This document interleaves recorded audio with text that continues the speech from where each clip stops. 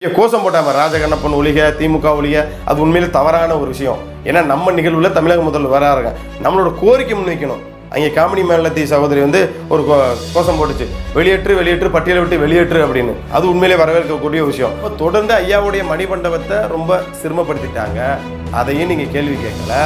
அங்கிட்டு 20 அடி பாதை இருந்துச்சு, நான் நேற்று மேப்பில் போட்டு காமிச்சேன், இப்போ கூட போடுறேன், நல்லா பாருங்க. இந்த 20 அடி பாதை எங்க? இதை மறைச்சிருக்கிறாரே சேது கருணாநிதி அண்ணன், இவர் ஏன் நீங்கள் கேள்வி கேட்கல?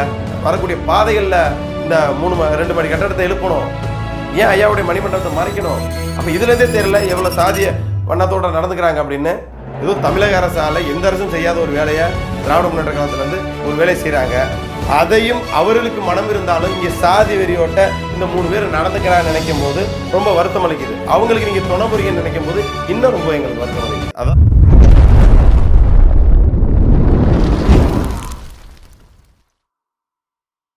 என்னுடைய செயலும் சிந்தனைகளும் இந்த சமூகத்துக்கு பயனுள்ளதாக இருக்குன்னு நினைக்கிறவங்க மட்டும் இந்த மூவேந்தர் மீடியாவை சப்ஸ்கிரைப் பண்ணிவிட்டு பெல் ஐக்கான் ஆல் கொடுத்து வந்து ஃபாலோ பண்ணிக்கோங்க.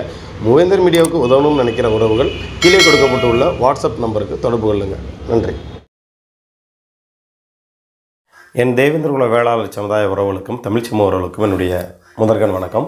இந்த காணொலி எதற்காக அப்படின்னா, நேற்று ஒரு காணொலி பதிவு செஞ்சுருந்தேன். அதாவது அண்ணன் காதர் பாட்சா முத்துராமலிங்கம் அவர்கள்ட்ட சில கேள்விகள் வந்து இருக்குது, சில சந்தேகங்கள் இருக்குது அப்படின்னு நேற்று ஒரு கேள்வி வந்து அளிக்கிருந்தோம். அது மட்டும் அல்லாமல் பொல்லான் அவர்களுடைய அரங்கம் எப்படி கட்டியமைச்சிருக்காங்க, அதே போல் நம்மள் ஐயா சுதந்திர போராட்ட வீரர் இமானுவேல் சேனார் அவர்களுடைய மணிமண்டபம் எப்படி அமைச்சிருக்காங்க அப்படின்றத, இதற்கு அதற்கு என்னென்ன டிஃப்ரெண்ட் இருக்குது அப்படின்றத நான் அடுத்த காணொலியில் வந்து மேற்கோள் காட்டி பதிவு செய்கிறேன் அப்படின்னு வந்து சொல்லியிருந்தேன். ஸோ அது சம்மந்தமான காணொலி தான்.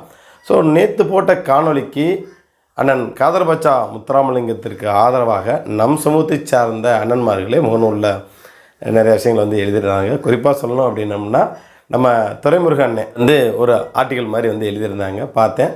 அதில் நான் கேட்ட கேள்விக்கும் அதற்கும் சம்மந்தமே இல்லைன்னு தான் சொல்ல முடியும். அண்ணன் வந்து பொதுவாக வந்து எழுதியிருக்காங்க, அது கட்சியை இந்த மாதிரி கட்சியில் இருக்கவங்க பொய்யான தகவல் வந்து பரப்புகிறாங்க அப்படின்னு டைப் பண்ணி குரூப்பில் வந்து வாய்ஸ் ரெக்கார்டை வச்சு அண்ணன் வந்து பதிவு செஞ்சுருக்காங்க. ஸோ நம்மளோட காணொலி வந்து அண்ணன் பார்த்தாங்களா என்னன்னு வந்து தெரியல.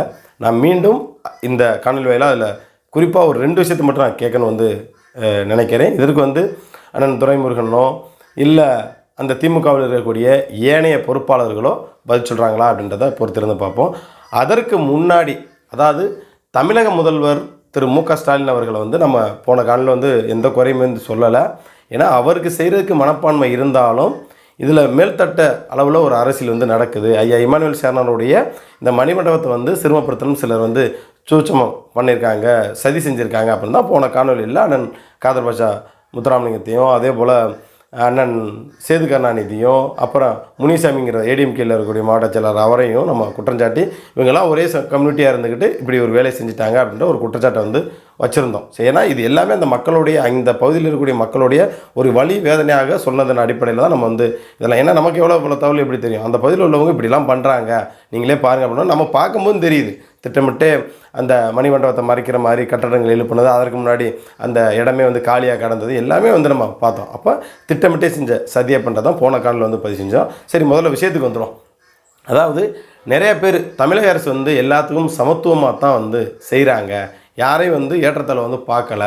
தமிழக முதல்வர் வந்து நல்லது விஷயம், நமக்கு வந்து எந்த அரசும் செய்யாத ஒரு விஷயத்த தமிழக முதல்வர் வந்து 3 கோடி ரூபாயில், அதாவது சுதந்திர போராட்ட தியாகின்னு கௌரவப்படுத்தி 3 கோடி ரூபாயில் சிலையுடன் கூடிய மணிமண்டபம் வந்து அமைச்சிருக்காருல்ல. நீங்கள் இவரெல்லாம் பாராட்டாமல் வந்துக்கிட்டு எடப்பாடிலாம் அந்த இடத்துக்கு வந்திருக்காரா, அவங்க வந்து அந்த நடக்கூடிய இடத்தெல்லாம் வந்து பார்த்துருக்காரா, வச்சுருக்காரா, அவங்களே ஏன் கேள்வி கேட்க மாட்டேங்கிறீங்க அப்படின்ற மாதிரி வந்து கேட்டிருந்தாங்க. நாங்கள் கருத்து பேசும்போது எப்போவுமே என்ன சொல்கிறோம்னா, இவராவது வந்திருக்காரு, அவர் வரலான்னு தான் பலமுறை வந்து நம்மளாம் திட்டிருக்கிறோம். சாதி வெறியோட்டு இருக்கிறார் எடப்பாடி பழனிசாமி, அதனால தான் இங்கே வரமாட்டேங்கிறார் அப்படின்றத நம்ம பலமுறை வந்து சொல்லியிருக்கோம். அவங்க கட்சி நிர்வாகிட்டே நாங்கள் வந்து சண்டை போட்டிருந்துருக்கோம். சரிங்களா, அது ஒரு பக்கம் இருக்கட்டும். சரி, இப்போ பொல்லானுடைய அந்த அரங்கத்தை ஒரு நிமிஷம் நீங்கள் பாருங்கள்.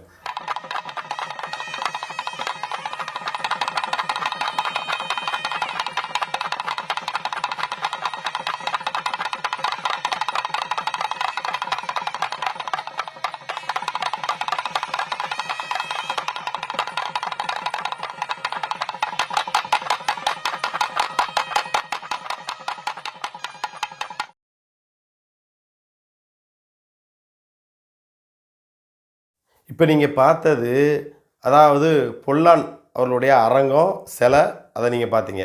ரெண்டாவது பார்த்தீங்கன்னா காளிங்கராயன் அவர்களுடைய முழு உருவச் சிலை எப்படி அமைக்கப்பட்டிருக்குன்னு பாருங்கள். இப்படி அமைக்காமல் ஏன் பரமக்குடியில் ஐயாவுடைய அந்த மணிமண்டபத்தை இப்படி சிரமப்படுத்துனீங்க அப்படின்னு ஒரு கேள்வி நான் வந்து கேட்குறோம். இந்த கேள்வி கேட்குறது தவறா? இதுக்கு அதுக்கு உள்ள டிஃப்ரெண்ட்டை பாருங்கள். இப்படி இது எப்படி இவ்வளோ தோரணையாக இருக்குது, இது ஏன் இப்படி பண்ணி வச்சுருக்காங்க? சமத்துவம் சமூக நீதினு சொல்கிறீங்க, இதுதான் சமத்துவம் சமூக நீதியான்னு நான் கேள்வி வைக்கிறோம். இது தப்பா? இதெல்லாம் நீங்கள் கேட்கக்கூடாது. உனக்கு தேவை சிலை அறிவிச்சிட்டோமா, மணிமண்டபம் அறிவிச்சிட்டோமா, அதோட கடந்து போ அப்படின்னா நாங்கள் எப்படி எடுத்துக்கிறது? சிலை வந்து எங்கிட்ட இருக்குன்னு பாருங்கள். சிலை எவ்வளோ பெரிய ஒரு சிலையாக வந்து அமைச்சிருக்காங்க. அதை எப்படி கௌரவப்படுத்தியிருக்காரு தமிழக முதல்வர். இதில் ஒரு பாலிடிக்ஸ் இருக்குது. இது இங்கே உள்ள சிலைக்கும் இங்கே பரமக்குடியில் உள்ள சிலைக்கும் முதல்வருக்கு இதுக்கும் சம்மந்தம் இல்லை. இதில் இருக்கக்கூடிய மாவட்ட செயலாளர்கள் தலைவர்கள் தான் இதுக்கு வந்து பொறுப்பு. சரியா? அதான் அந்த மாவட்ட செயலர் செஞ்ச செயலும் நம்ம மாவட்ட செயலாளர் அதாவது பரமக்குடியோடைய இது ராமநாதபுரம் மாவட்ட செயலாளர் செஞ்ச சதியும் தான் அப்படின்னு தான் நான் பட்டப்படுத்தியிருந்தேன். சரிங்களா? இப்போ இதில் வந்து பார்த்துருப்பீங்க, தமிழக முதல்வர் மு க ஸ்டாலின் அவர்கள் வந்து நிற்கிறாங்க. அவர் ஹைட்டுக்கு மேலே சிலர் குறைஞ்சபட்சம் ஒரு 8 அடியில் ஒரு திண்டு இருக்குது. அதற்கு மேலே தான் யாருடைய சிலை இருக்குது? பொல்லானுடைய சிலை வந்திருக்கு. சுதந்திர போராட்ட தியாகியை அறிவித்து அவருக்கும் சிலை வந்து அறிவிச்சிருக்காரு தமிழக முதல்வர். அதனால் முதல்வர் வந்து குறை சொல்ல முடியாது. அப்போ இங்கே பரமக்குடியில் சிலை வந்து எப்படி இருந்திருக்குது? பின்னாடி இடம் தாராளமாக கிடக்குது. அப்போ இதோட அமைப்புகளை எப்படி பண்ணியிருக்கலாம்? பின்னாடி ஒரு பாத்ரூம் வந்து கட்டி வச்சுருக்காங்க. சரியா?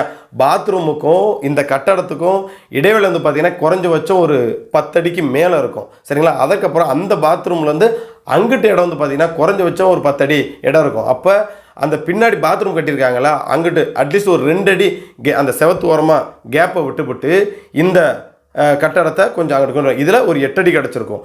இந்த இப்போ மண்டபம்னு சொன்னாங்க இல்லையா, அரங்கம், அந்த அரங்கத்துக்கும் பாத்ரூமுக்கும் வந்து பார்த்திங்கன்னா நடைபாதை அப்படின்னு 10 அடி டிஃப்ரெண்ட் விட்டுருக்காங்க. அப்போ இது அப்படியே டோட்டலாக, ஏன்னா அதோட ஒட்டி கொஞ்சம் தள்ளி போகிறதுனால என்ன இருக்குது, அதுக்கு ஒரு 2 அடி கேப் விட்டுருந்தாலும் குறைஞ்சபட்சம் 16 அடி வந்து பார்த்திங்கன்னா முன்னாடி வந்து இடம் கிடச்சிருக்கும். அப்போ முன்னாடி இடத்த இழுத்து போட்டு பொதுமக்களே வந்தாலும் இதை வந்து மக்கள் வந்து நல்லா மக்கள் நிறையா திரளாக நின்று அங்கே அந்த சிலைக்கு மரியாதை செலுத்துகிற மாதிரியோ இல்லை வழிபடாத மாதிரியோ திட்டமிட்டே பிளான் பண்ணி இந்த வேலையை வந்து செஞ்சுருக்காங்க அப்படின்னு தான் சொல்லுவோம். அப்போ இதில் எல்லாம் சதி செஞ்சது யார் அப்படின்றது இங்கே ஒரு கேள்வி வந்துடுது. நீங்கள் பொல்லானோட அரங்கத்தை பார்த்தீங்கன்னா நல்லாவே தெரியும். அரங்கத்துக்கும் அந்த சிலைக்கும் எவ்வளோ டிஃப்ரெண்ட் இருக்குது. இதில் இனி வரக்கூடிய காலங்களில் அதில் ஒரு அதாவது ஏறி போய் மாலை போடுற மாதிரி ஏணி படிக்கட்டுகள்லாம் வந்து அடுக்குவாங்க. ஸ்டீல் மூலியமாக இல்லை எஸ்எஸ்ஐயில் கூட ரெடி பண்ணி இனிமேல் மரியாதை செலுத்துகிற மாதிரி எல்லா ஏற்பாடும் பண்ணுவாங்க. அப்போ எல்லாருமே அதை வழிபடுறது அது தனியாக அரங்கம் வந்து இருக்குது. அப்போ இதுக்கு சம்மந்தம் இல்லாமல் இருக்குது. அப்போ இங்கே வந்து தமிழக முதல்வர் அறிவிக்கும் போது என்ன அறிவித்தார்? மணிமண்டபம் வந்து அறிவிச்சார், அரங்கம்னு இது ஒன்றும் இல்லை. சரி, அரசோட கொள்கை முடிவை நாங்கள் திடீர்னு இப்படி கொண்டு வந்தோம் அப்படின்னாலும் இப்போ இந்த இதை குறைஞ்சபட்சம் ஒரு 16 அடி பின்னாடி தள்ளி போட்டிருந்தா இங்கே முன்னாடி ஐயா இமானுவேல் சேனாருக்கு பெரிய திண்டில் பண்ணியிருக்கலாம்ல. அப்போ இங்கே வந்து குறை சொல்லியிருக்காங்க. அப்போ இதுக்கெல்லாம் காரணம் முதல்வரான்னு பார்த்தா முதல்வர் வந்து கிடையாது. நான் மறுபடியும் சொல்கிறேன், அங்கே இருக்கக்கூடிய மாவட்ட நிர்வாகம் தான். சரிங்களா? திட்டமிட்டே செஞ்ச சதி. சரிங்களா? அதைத்தான் நான் வந்து சொல்கிறேன். அப்போ அங்கே இருக்கக்கூடிய மாவட்ட செயலர் அரசு என்ன இங்கே ஒரு பாரபட்சம் இங்கே ஒரு பாரபட்சம்ன்ற அடிப்படையில் வருதா? நீங்கள் நல்லா பாருங்கள். அதே போல் சுதந்திர போராட்ட தியாகிகளுக்கு எல்லாத்தையும் கௌரவப்படுத்துகிறாங்க. நெற்கட்டம் சேவலில் வந்து மாவீரன் வெண்ணிக்காலாடிக்கு வந்து சிலை வந்து அமைச்சிருக்காங்க ரோட்டு ஓரத்தில். சரியா? அதுலேயும் வந்து பார்த்தீங்கன்னா ஐயாவுடைய அந்த நினைவுதான் வரும்போது அங்கே போய் வந்து வழிபட முடியாது. கேட்டால் கோர்ட்டோட ஆர்டரு, உங்களுக்குள்ளே கேஸ் போட்டிருக்கேன் அப்படின்னு யாரையும் வழிவிட மாட்டாங்க, போய் மாலை கூட போட்ட முடியும். அப்போ எதற்கு அந்த சிலை அப்படின்னு தான் இங்கே ஒரு கேள்வி. இப்போ ஒரு சிலை அப்படின்னா அந்த மக்கள் வழிபடுவதற்கும் அந்த மக்கள் வந்து போட்டுறதுக்கும் பண்ணுறது தானே அந்த சிலை.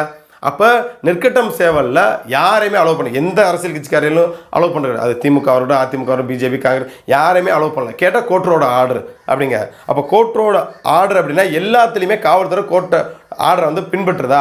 அப்போ திருப்பரங்குன்றத்தில் கோர்ட் என்ன உத்தரவிட்டுச்சு? தீபம் ஏற்றணும்னு இருக்குது. அப்போ ஏன் இதை மட்டும் காவல்துறை வந்து சரியாக செய்ய முடியல? கோர்ட் ஆர்டர் தானே.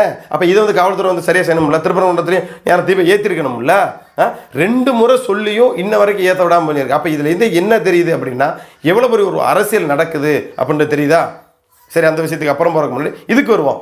அப்போ பொல்லானுடைய இந்த அரங்கம் திறந்ததற்கும் சுதந்திர போராட்ட வீரர் ஐயாவே இமானுவேல் சேனாருடைய மணிமண்டபம் திறந்ததுக்கும் எவ்வளோ டிஃப்ரெண்ட் இருக்குன்னு பாருங்கள். அப்போ இதைத்தானே நாங்கள் வந்து சுட்டி காட்ட முடியும். அப்போ சமத்துவம் சமூக நீதினு சொல்கிறீங்க, எல்லாருக்குமான சமத்துவ ஆட்சின்னு சொல்கிறீங்க. ஏன் இப்படி ஒரு வேற்றுப்பாடு? அப்போ இது போன்ற விஷயங்கள்லாம் முன்னெடுக்கக்கூடிய அந்த மாவட்ட தலைவர்களோ மாவட்ட செயலாளர்களோ அவர் ஏன் தலைமை வந்து கண்டிக்கலை? நாங்கள் போன காலையில் ஒரு விஷயம் தெளிவாக மென்ஷன் பண்ணோம். இது வரைக்கும் எந்த அரசும் செய்யாதது. அன்றைய காலகட்டத்தில் கலைஞர்லேருந்து அம்மையார் ஜெயலலிதாவிலிருந்து முதல்வராக இருக்கக்கூடிய ஸ்டாலின்லேருந்து ஓ பன்னீர்செல்வம் எடப்பாடி இவங்களிலிருந்து எல்லாத்திலுமே நாங்கள் கோரிக்கை வச்சோம். ஆனால் உங்களுக்கு அந்த செய்கிற மனம் வந்துச்சு. அதற்காண்டி என்னுடைய சார்பாக என் குடும்பத்தை சார்பாக நன்றி தெரிவிச்சுக்கிறோம். நாங்கள் சொல்லாமல் இல்லையே, நன்றி தான் தெரிவிக்க வச்சுருந்தோம். அப்போ எவ்வளோ ஒரு வேறுபாடுகள். அப்போ இதெல்லாம் வந்து அதாவது அதுதான் சொல்லலை, நான் அந்த காணொலியில் ஒரு விஷயம் மென்ஷன் பண்ணி அதை யாருக்கு ஏதோ எலும்பு துண்டு கிடைச்சா போதும், இவர் இதாவது பண்ணி கொடுக்குறாப்புல இல்லைப்பா அப்படின்ற மாதிரியே மண்ணிலைக்கு ஏன் வாரீங்கன்னு கேட்குறேன். அப்போ வந்து பரமக்குடியில் வந்து அப்போ நம்ம மக்கள் இந்த மண்ணில் தானா எவனுமே எதுவுமே செஞ்சு கொடுக்கல. இப்போ அவங்களுக்கு ஓட்டு போடுங்க நாங்கள் சொல்லவில்லையே, அதிமுகவுக்கு ஓட்டு போடு இவங்களுக்கு ஓட்டு போடு நாங்களும் சொல்லவில்லையே. அதாவது ஒரு விஷயத்தை பண்ணும்போது எங்களை சரியான முறையில் சமத்துவமாக அங்கீகாரப்படுத்துன்னு சொல்லுவோம். சமத்துவம் சமூக நீதின்றது உங்களோட கட்சி பயாவில் மட்டும்தான் இருக்குமா? ஏன் வந்து இந்த மக்கள்கிட்ட இல்லை அப்படின்னு தான் எங்களுடைய கேள்வி வந்து நான் கேட்குறோம். இதில் என்ன தவறு இருக்குது? உடனே வந்து காதர் பச்சா முத்துராமலிங்கம் அவ்வளோ தூரம் நல்லது செஞ்சார், இவ்வளோ தூரம் நல்லது செஞ்சார், அவரை இது பண்ணுறாங்க அது பண்ணுறாங்க. அப்போ நீங்கள் மட்டும் ஏன் வந்து ஐயா இமானுவேல் சேனாருடைய இந்த மணிமண்டபத்தை சிறுமப்படுத்துறீங்க அப்படின்ற ஒரு கேள்வி எழுப்பினோம். இதில் என்ன தவறு இருக்குது? சரி, இது இருக்கட்டும். குறிப்பாக ஐயாவுடைய நினைவிடத்துக்கு தமிழக முதல்வரை கூட்டு போகிறோம்னு அண்ணன் காதர் பாட்சா முத்துராமலிங்கம் வந்து சொன்னாங்களா இல்லையா? ஏன் கூட்டிகிட்டு போகல? அங்கே போன 10 நிமிஷம் ஆகிருக்குமா? பொல்லானோட அரங்கத்தில் முதல்வர் எவ்வளோ நேரம் ஸ்பீச்சு கொடுத்தாரு? இங்கே ஏதாவது ஸ்பீச்சாவது கொடுத்தாரா? அப்போ அதுக்கு என்ன வேற்றுமை?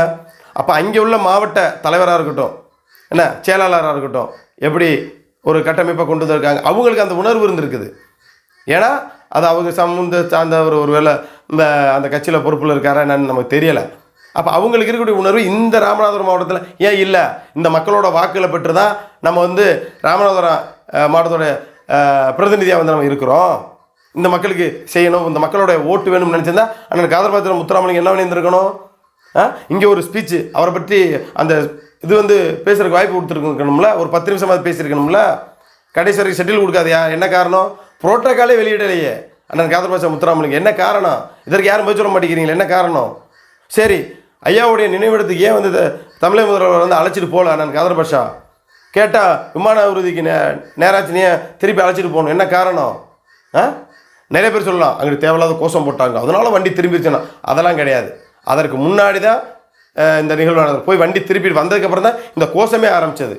ஏன்னா உண்மையிலே அங்கே கோஷம் போட்டாமல் ராஜகண்ணப்பன் ஒழிக திமுக ஒழிக அது உண்மையிலே தவறான ஒரு விஷயம். ஏன்னா நம்ம நிகழ்வில் தமிழக முதல்வர் வராருங்க, நம்மளோட கோரிக்கை முன்வைக்கணும்.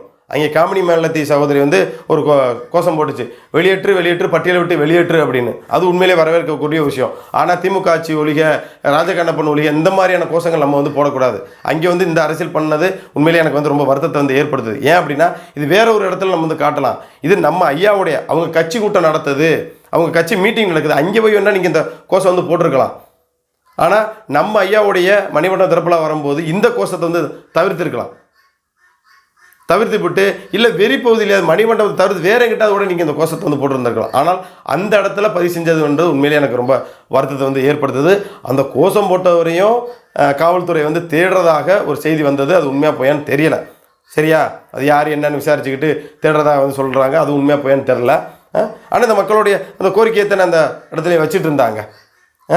சரி, இதை விட்டுருவோம். அதாவது இந்த மணிமண்டபத்துக்கு அருகாமையில் எங்கள் அண்ணன் துறைமுறை அண்ணன்றதை நான் கேட்குறேன். இந்த மணிமண்டபத்துக்கு அருகாமையில் 20 அடி பாதை இருக்குல்ல, இந்த பாதையை மறைச்சிருக்காருல்ல நம்ம அண்ணன் யாரே சேர்மன் சேது கருணாநிதி அண்ணன். அதை ஏனே கேட்கல நீங்கள்? அப்போ எல்லாருமே உடந்தையாக இருக்கீங்களானே? அதில் எங்கே 20 அடி பாதை எங்கண்ணே? சரி, அது பக்கத்தில் ஏனே இவ்வளோ தூரம் 2 மாடி பில்டிங்கில் அவர் வந்து கட்டி வைக்கணும்? உங்கள்கிட்ட ஐயாவோட மணிமண்டபம் தெரியுதானே? இதுக்கெல்லாம் செய்த சதி யாருண்ணே? இதில் சேர்மனு ஜேஇ எம்இ எல்லாம் கூட்டு வந்து அதை பேசி முடித்து அவர் அதிமுகவில் இருக்கார் அவர் முனிசாமி என்ன எல்லாத்தையும் கூப்பிட்டு வச்சு அதில் ஒரு பாதையை ரெடி பண்ணி பேசி முடிக்க எவ்வளோ நேரம் ஆகும்? அப்போ இதில் என்ன நடந்திருக்கு? அப்போ மணிமண்டபம் 3 கோடி ரூபாங்கிறாங்க. 3 கோடி ரூபாயில் அந்த 3 கோடி ரூபாயில் தான் இந்த மணிமண்டபம் வந்து கட்டி அமைக்கப்பட்டிருக்குதா? இல்லை இதில் பண ஊழல் வந்து இது நடக்கலையா அப்படின்ற ஒரு கேள்வி வருமா இல்லையா? அப்போ எல்லாமே ஒரு சதி நடந்திருக்குண்ணே. அதிலே வந்து சில இது வந்து உடந்தையாக போகிறேன்னு நினைக்கும் போது தான் வருத்தமாக இருக்குது. அப்போ தன்னோட சுயநலத்துக்காண்டி என்ன வேணாலும் செய்யலாமா? யாரோட சிலை அப்படின்ற மாதிரி நினைக்கிறீங்களா? இது ஒரு அரசியல் ஒரு அங்கீகாரமாக இருக்கக்கூடியவர் ஐயா இமானுவேல் சேனார் தான். சரிங்களா? இன்றைக்கி ஒட்டுமொத்த சமூகமும் ஒரு புள்ளியில் நிற்கிறோம் அப்படின்னா அது ஐயா இமானுவேல் சேனாரை வச்சு தான். சரிங்களா? ஆனால் அப்பேற்பட்ட ஒரு தலைவரை சிரமப்படுத்துகிறாங்க, மணிமண்டபத்தை சுருக்குறாங்க. 1 ஏக்கர்னு 1/2 ஏக்கர் ஆச்சு, 1/2 ஏக்கர்லேயும் அந்த மணிமண்டபத்தை சுருக்கி எப்படி கொண்டாந்து வச்சுருக்கா பாருங்க. நீ அதில் ஒரு கல்யாண நிகழ்வு, காதுகுத்து நிகழ்வு நடக்கும் அப்படின்னா குடிச்சுப்பிட்டு எவனாவது ஒருத்தன் பிரச்சனை பண்ணுறாங்க. மாட்டு சமூகம்லாம் அங்கே நிகழ்வு வந்து வைப்பாங்க. அப்போ அந்த மணிமண்டபம் என்ன நிலையில் இருக்கும் யோசிச்சு பாருங்கள். மணிமண்டபம்னா என்ன? இறந்த தலைவர்களை பற்றி நினைவூட்டும் விதமாக ஒரு அடையாளமாக இருக்கிறது தான் அந்த மணிமண்டபம். அதை விட்டு அது அரங்கம், மணமகள் அறை, மணமகன் அறை அப்படின்னு இப்படிலாம் போட்டு வச்சுட்டா அங்கே நடக்கக்கூடிய நிகழ்வில் எவனா தண்ணியை போட்டு 4 பேர் ஏதாவது ஒரு சிலையை சேதப்படுத்தினால் சாதி பிரச்சனை வருமா வராதா? இதை நீங்கள் தானே யோசிக்கணும். உங்கள் ஆட்சிக்கு தானே களங்கம் நினைக்கணும். இந்த மாதிரி இந்த ஆட்சியில் வந்து இந்த சிலையை வந்து திறந்து வச்சுட்டு போனாங்க, இப்படி நடந்து வச்சேன்னு நீங்கள் தானே பதில் சொல்கிற மாதிரி இருக்கும். அதைத்தானே நாங்கள் சொல்கிறோம். அப்போ தொடர்ந்து ஐயாவுடைய மணிமண்டபத்தை ரொம்ப சிரமப்படுத்திட்டாங்க. அதையும் நீங்கள் கேள்வி கேட்கல. அங்கிட்டு 20 அடி பாதை இருந்துச்சு. நான் நேற்றே மேப்பில் போட்டு காமிச்சேன், இப்போ கூட போடுறேன், நல்லா பாருங்கள். இந்த 20 அடி பாதை எங்கே? இதை மறைச்சிருக்கிறாரே சேது கருணாநிதி அண்ணன், இவரையே நீங்கள் கேள்வி கேட்கல. நீங்கள் இங்கே இந்த மக்களோட பிரதிநிதி தானே, ஏன் இந்த விஷயத்தை கேள்வி கேட்கல? அப்போ நீங்களும் கூட்டி சேர்ந்து இந்த வேலை செய்வீங்களா? அண்ணன் தம்பி கேட்பனா மாட்டேனா சொல்லுங்கள். தம்பி கேட்கல தவறு ஒன்று இருக்கா? இல்லை. அப்போ அது ஏனே வந்து உங்களுக்கு தெரியாத ஒன்றுமே கிடையாது. நீங்கள் அந்த மண்ணில் பிறந்தவர், அந்த ஊருக்காரு, அதை கட்டி எழுப்பும்போது உங்களுக்கே தெரியும். திடீர்னு அவசரமாக இந்த மணிமண்டபம் கட்டி எழும்புறதுக்கு முன்னாடி இங்கிட்டு 2 கடை கட்டி எழுப்புறதுக்கான காரணம் என்னன்னே? என்ன காரணம்? அங்கிட்டு போட்டிருக்காங்களே அந்த தகர சீட்டு, அந்த சீட்டு பக்கெட் வந்து ஒரு 3 அடுக்களை கட்டடத்தை கட்டின இருக்கக்கூடாதுன்னு இருக்குதா? ஏன் முன்னாடி கரெக்டாக அந்த வரக்கூடிய பாதைகளில் இந்த 2 மாடி கட்டடத்தை எழுப்பணும்? ஏன் ஐயாவுடைய மணிமண்டபத்தை மறைக்கணும்? அப்போ இதுலேருந்தே தெரியல எவ்வளோ சாதிய வண்ணத்தோடு நடந்துக்கிறாங்க அப்படின்னு. ஏன்னா நீங்களாம் ஒன்றா கூட்டாக தெரியுறீங்க, அதனால் வந்து இதை கேட்க மாட்டீங்கன்னு நான் நினைக்கிறேன். ஏன்னா அவங்க எந்த அளவுக்கு சாதி வன்மத்தோடு இருக்கான்னு எங்களுக்கு புரியும்னே. சரிங்க, நீங்கள் எப்படி வேணாலும் எடுத்துக்கங்க, பிரச்சனை கிடையாது. ஏன்னா நீங்கள் ஒரு அரசியலுக்குள்ள நிற்கிறீங்க, ஏன்னா அதனால் நீங்கள் எப்படி வேணாலும் தின்னிட்டு போவீங்க. எங்களுக்கு ரொம்ப வருத்தமாக இருக்குது. சரியா? ஏதோ தமிழக அரசால் எந்த அரசும் செய்யாத ஒரு வேலையை திராவிட முன்னேற்ற காலத்துலேருந்து ஒரு வேலையை செய்கிறாங்க. அதையும் அவர்களுக்கு மனம் இருந்தாலும் இங்கே சாதி வெறியோட்ட இந்த 3 பேர் நடந்துக்கிறான்னு நினைக்கும் போது ரொம்ப வருத்தம் அளிக்குது. அவங்களுக்கு நீங்கள் துணை புரிங்கன்னு நினைக்கும் போது இன்னும் ரொம்ப எங்களுக்கு வருத்தம் அளிக்குது. அதான் வேறு ஒரு விஷயமே கிடையாது. என்ன நிகழ்வுக்கு வராருன்னு தெரில, ஒரு புரோட்டோக்கால் இல்லை. கட்சி வேலை செய்கிறதுக்கு மட்டும் தேவரோட வேளாளர் வேணும், ஆனால் அரசியல் ரீதியாக அங்கீகாரப்படுத்துறதுக்கு இந்த சமூகம் வேணும். அப்படி தானே? ஓட்டுக்காக மட்டும் இந்த மக்களை பயன்படுத்தணும்னு நினைக்கிறாங்க. இது வந்து ரொம்ப வருத்தம் அளிக்குது. இது வந்து வரக்கூடிய காலகட்டங்களில் மாறணும். சரிங்களா? ஏன் அண்ணன் தலை குனிஞ்சு நிற்கிறது எனக்கு பிடிக்கல அப்படின்னு தான் நான் நினைக்கிறேன். சரியா? இதே வந்து ராஜகண்ணப்பன் அவங்களோட வீட்டுக்கு போகிறீங்க, உங்களுக்கு பிளாஸ்டிக் சேரு, அவங்களுக்கு சோஃபா. சரி, ஒரு பெரிய மனுஷன் தானே, அவர் வீட்டில் பிளாஸ்டிக் சேர் போடலாமா? நாளைக்கு அது ஒரு ஃபோட்டோ எடுக்கிறாங்களே, அது வெளியில் போணுச்சுன்னா அது அசிங்கமாகுமே. இது ஒரு நவீன தீண்டாமல் தானே. உங்களுக்கு வேணும்னா அந்த சேரில் உட்கார வந்து பெருமையாகணும்னா இருக்கலாம், ஏதோ அந்த சேராவது கொடுக்குறாங்களே. இது என்ன பண்ணல? சமத்துவ சமூக நீதி கட்சியில் பயணிக்கிறோங்கிறீங்க, உங்களுக்கே சம உரிமை இல்லையானே. அதை பார்க்கும்போது எங்களுக்கு தான் வருத்தம் அளிக்குது. இதில் என்ன புத்தகத்தில் எழுதுறாங்க? உங்களுக்கெல்லாம் இந்த சேரே அதிகம்னு எழுதுறான். யார்? நீங்கள் யாரை வந்து மதிக்கிறீங்களோ அந்த காதர் பச்சா அண்ணனுடைய சாதிக்காரை அப்படி எழுதுறான். அதை பார்க்கும்போது எங்களுக்கு தானே அசிங்கமாக இருக்குது. சமூகத்தை சொல்லி பேசுகிறாள்ல, அப்போ எங்களுக்கு தானே அசிங்கமாக இருக்குது. ஸோ இது நீங்களும் உங்களோட தனிப்பட்ட அடையாளம் கிடையாது. சரிங்களா? நீங்கள் அந்த மக்களோட பிரதிநிதியாக இருக்கீங்க. நாளைக்கு அந்த பதில் நீனே எப்படி இந்த மக்கள் வந்து உங்களை ஏற்பாங்க, உங்களுக்கு எப்படி வாக்களிப்பாங்க? ரொம்ப வருத்தம் அளிக்குது. ஸோ வரக்கூடிய காலங்களில் மாறும். எங்களுக்கு தேவை நாங்கள் என்ன சொல்கிறோம்னா, இப்போ மணிமண்டபம்னு அறிவிச்சிருக்காங்க, அதை வந்து போராடி இதுக்கெல்லாம் காதர் பச்சா முத்துராமலிங்க அண்ணன் தான் வந்து எல்லாம் பேசினார், வச்சார், அரங்கமாக இருந்தது அப்படி நீக்கிறதுக்கு இந்த மக்களோட கோரிக்கை எது பண்ணார். ஓகே, நாங்கள் இப்போ என்ன சொல்கிறோம், உண்மையிலேயே அவர் இந்த சமூகத்துக்கு விசுவாசமாக இருக்கிறாரா? அந்த மணிமண்டபம்னு பேர் அறிவிச்சாங்களா? அதே போல் ஐயாவோட சிலை வெளியே இருக்க சிலை உள்ளே கொண்டு வைக்க சொல்லுங்க. சரிங்களா? இல்லை உள்ளே வந்து ஒரு மார்பளவு சிலையாவது வந்து அண்ணன் காதர் பச்சா முத்துராமலிங்க அவர்களுடைய தலைமையில் உள்ள, சரிங்களா, இன்றைக்கி வந்து அரங்கம்னு வச்சுருக்காங்க இல்லையா, இது மணிமண்டபம் அப்படின்னு, அந்த உள்ளே போயிட்டு அதில் வந்து ஐயாவுடைய சிலையை வைக்கிறதுக்கான ஏற்பாடை வந்து நீங்கள் பண்ணுங்கள். அது கல்யாணத்துக்கோ காதுத்துக்கோ கண்ட விஷயங்களுக்கோ அது பயன்படுத்தக்கூடாது. சரிங்களா? அது முழுக்க அரங்கமாகவே இருக்கணும், மணிமண்டபமாகவே இருக்கணும் தான் எங்களோட நோக்கம். இல்லை அப்படின்னா லைப்ரரியாக மாத்திரக்கு வந்துடுங்க. கல்யாண நிகழ்வு காதுகுத்து நிகழ்வுலாம் வைக்கிறதுக்கு அதில் வந்து அலோவ் பண்ணக்கூடாது.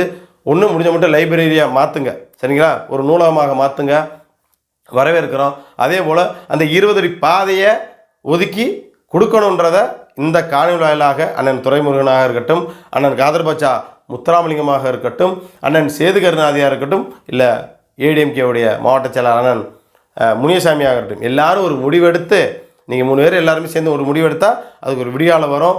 இல்லைன்னா அடுத்தடுத்த இதற்கான கண்டனங்கள் பொதுமக்கள் எழுப்புகிற அளவுக்கு வச்சுக்காதீங்க அப்படின்றத ஒரு தாழ்மையான வேண்டுகோளை வைத்துக்கிட்டு இன்னொரு காலையில் சந்திக்கிறேன். நன்றி.